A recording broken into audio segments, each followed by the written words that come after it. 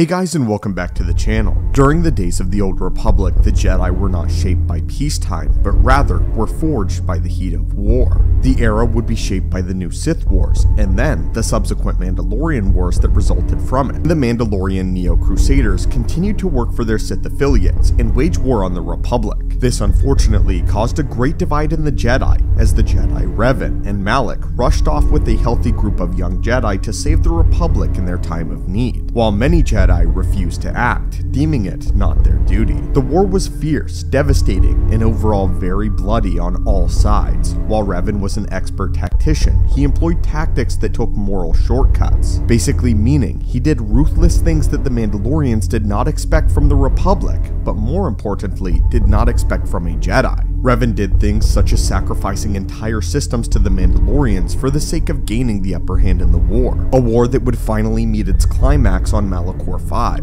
with the activation of a superweapon known as the Mass Shadow Generator. The Mass Shadow Generator destroyed the Mandalorian fleet in its entirety, along with devastating the world. But the destruction of the Mass Shadow Generator was not over, and many would claim that it was just beginning. Many claimed that the weapon being activated was a transgression against the Force itself, as its activation would give rise to one of the most infamous Sith Lords and powerful Sith Lords in all of galactic history, one that viewers of the channel will know well: Darth Nihilus. That's right, my friends. Today we will be returning to a channel favorite, but this time we want to discuss everything we know about Nihilus before he became the Lord of Hunger, an aspect of this terrifying Sith Lord that is not often discussed at all and is oftentimes glossed over in his overarching story. So, who was Darth Nihilus before he became the Lord of Hunger and the Force entity? Nihilus's origins are largely shrouded in mystery. We don't even know his real name. However, this is all very important, as it plays a significant role in how Nihilus conducted himself as a Sith Lord, and why he cared nothing for the Sith at all. So grab a data card and get to your terminal, because it is time for us to find out who truly was Darth Nihilus. The only thing we know about Nihilus is that in the wake of the destruction of Malachor 5, the Sith lost everything. He had a wife and children, many friends, and associates by the sound of it, as apparently he was well liked. By all accounts, it appears as if Nihilus was simply a Sith by circumstance. However, when the Mass Shadow Generator was activated, all of that was completely wiped out. For those of you that are wondering what the Mass Shadow Generator did, here it is. A Mass Shadow was a hyperspace signature of a large celestial body. Mass shadows occurred naturally, caused by gravity wells of large celestial bodies such as planets, stars, or gas giants. They could also be caused by smaller bodies such as comets. Mass shadows could prevent hyperspace jumps and could pull a ship out of hyperspace entirely, should the ship ever venture too close to it. Because of their nature, mass shadows could threaten a ship with collision. Navigation computers and astromech droids were programmed to calculate routes in hyperspace that deliberately avoided such a phenomenon. What the Mass Shadow Generator effectively did was artificially create these mass shadows. This caused massive gravity fluxes to occur, which pulled all of the Mandalorian ships to the surface of Malachor 5, and it absolutely devastated both the Mandalorian fleet as well as the planet, as thousands of ships crashed on it simultaneously. Nearly all life on the planet was destroyed, and as a result of this, and the death of the planet essentially, a wound in the Force was created. After the devastation, there were actually survivors, but there were very few in number. One of the survivors, though, would soon become known as Darth Nihilus. We believe the most important thing to Nihilus's character above everything else was that he was just a man before this event. Just an average citizen of the Republic who was perhaps Force sensitive.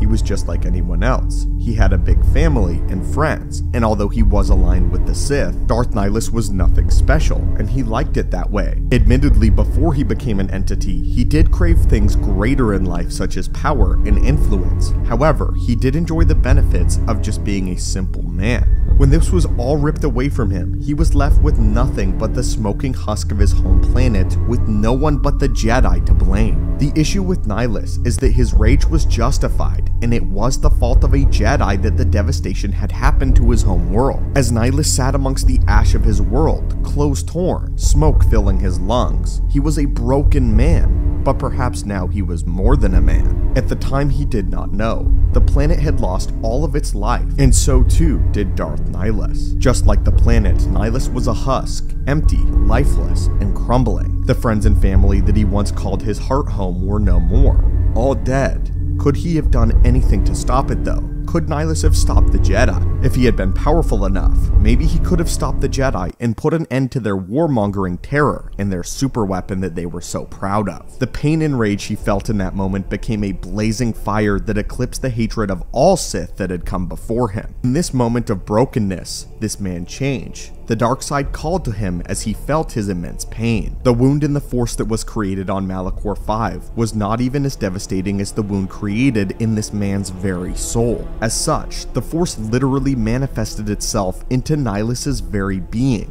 and the wound settled inside of him. Was it the smoke of the dying planet that filled his lungs? No, it was the harsh reality of death that accompanied the dark side that was now flooding into his very soul. Looking around at the devastation, there was nothing but death and terror. Is this perhaps what everything was leading to? All this life's work, treasures, family. He had been told his whole life that these were the only things a man should ever want. A happy home, a loving wife, giggling children. He had achieved it all, and yet he had always wanted more.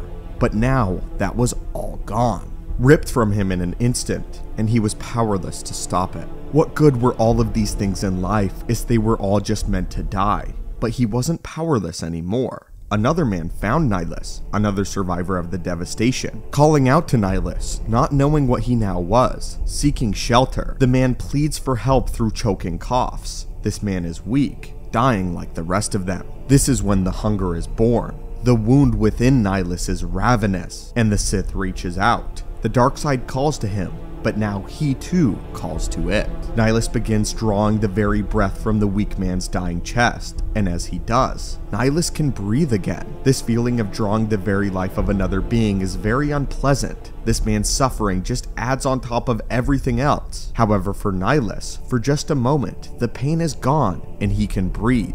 He can feel his body again. The man falls over, a skeletal husk just like the rest of the lifeless planet. Maybe this is the natural way of things. Maybe it was Nihilus's job to ensure that he spared this dying galaxy by being the one to liberate it. Yes, the man had finally found his purpose. Out of the smoking hellscape of Malachor 5 walks a monster, a demon made of the most atrocious of sins, the sins of the Jedi. He can feel it in his very being. The hunger returns, this time stronger than before. It scratches and claws on the inside of him, an insatiable itch that he can't seem to scratch in any other way than to feed once more. Darth Nihilus is the very breath of death itself. Death of the Jedi, death of the Sith, death of the galaxy. And this was the man that Nihilus used to be. So friends, what did you think of our tale today? What are your thoughts on the changes that can happen to just a regular man when faced with the insurmountable power of the dark side? And what did you think today about our summary of the origins of Nihilus? Let us know in the comments down below other origins of Sith you would like to see explored. Be wary of the dark side always, and may the Force be with you.